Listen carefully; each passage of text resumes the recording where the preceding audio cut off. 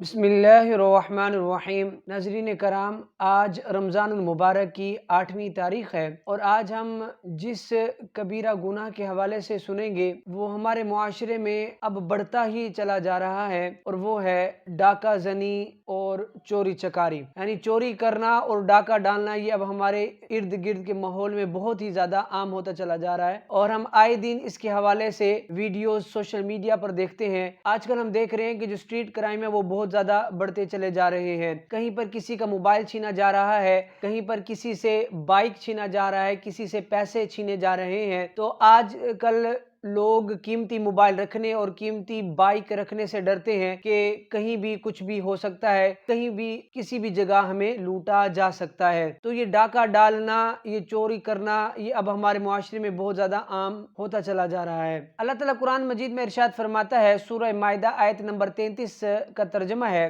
کہ وہ اللہ اور اس کے رسول سے لڑتے اور ملک میں فساد کرتے پھرتے ہیں، ان کا بدلہ یہی ہے کہ گن گن کر قتل کیے جائیں یا سولی دیے جائیں، یا ان کے ایک طرف کے ہاتھ اور دوسری طرف کے پاؤں کاٹے جائیں یا زمین سے دور کر دیے جائیں۔ یہ دنیا میں ان کی رسوائی ہے اور آخرت میں ان کے لیے بڑا عذاب ہے۔ اچھا، یہاں پہ ایک بات یاد رکھیں کہ جو ڈاکہ ڈالنے والا شخص ہے وہ صرف ڈاکہ ڈالنے کا کبیرہ گناہ نہیں کر رہا، بلکہ اس کے ضمن میں وہ اور بہت سے گناہ کرتا ہے، اور ان میں سے اکثر کبیرہ گناہ ہوتے ہیں۔ مثال کے طور پر جب وہ کہیں ڈاکہ ڈال رہا ہوتا ہے تو کسی سے مال چھین رہا ہوتا ہے، تو سب سے پہلے وہ اپنے کسی مسلمان بھائی کو خوف زدہ کرتا ہے، اس کے دل میں دہشت داخل کرتا ہے، اور مسلمان کو خوف زدہ کرنا یہ ایک گناہ ہے۔ اسی طرح جب وہ مال چھینتا ہے تو چھینتے وقت اگر وہ آگے سے ریزسٹ کرتا ہے تو اس پر ظلم کرتا ہے، اس کو مارتا ہے، تو مارنا ایک اور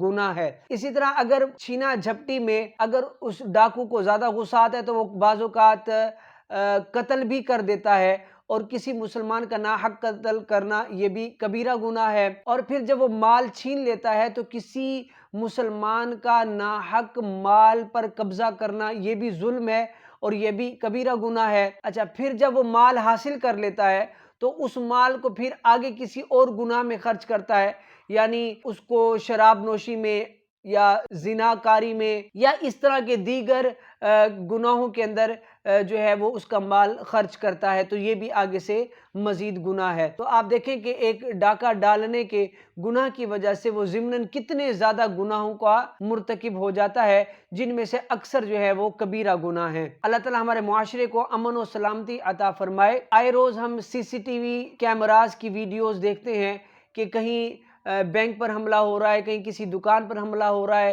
کسی سے بائک چھینا جا رہا ہے، کسی سے موبائل چھینا جا رہا ہے۔ ان لوگوں کو اللہ تعالیٰ ہدایت دے اور ان کو اللہ تعالیٰ عقل سلیم عطا کرے کہ کسی مسلمان کے ساتھ اس طرح ظلم کرنا دیگر گناہوں کا سبب بن سکتا ہے۔ اسی طرح جو چوری کر رہا ہے یہ بھی کبیرہ گناہوں میں سے ہے۔ اللہ تعالیٰ قرآن مجید میں ارشاد فرماتا ہے، سورہ مائدہ آیت نمبر 38 میں، جس کا ترجمہ ہے، اور جو مرد یا عورت چور ہو تو ان کا ہاتھ کاٹو، ان کے کیے کا بدلہ اللہ کی طرف سے سزا، اور اللہ غالب حکمت والا ہے۔ لیکن یہاں یہ بات یاد رہے کہ چور کا اس وقت ہاتھ کاٹا جائے گا جب چرایا ہوا مال 10 درہم سے کم نہ ہو، اور اس کی چوری 2 مرتبہ کے اقرار یا 2 مردوں کی شہادت سے حاکم کے سامنے ثابت ہو۔ اگر وہ ثابت ہو جائے اور وہ مال چرایا ہوا مال 10 درہم سے زیادہ ہوگا تو پھر اس کا ہاتھ کاٹنے کا حکم حاکم کی طرف سے دیا جائے گا۔ اسی طرح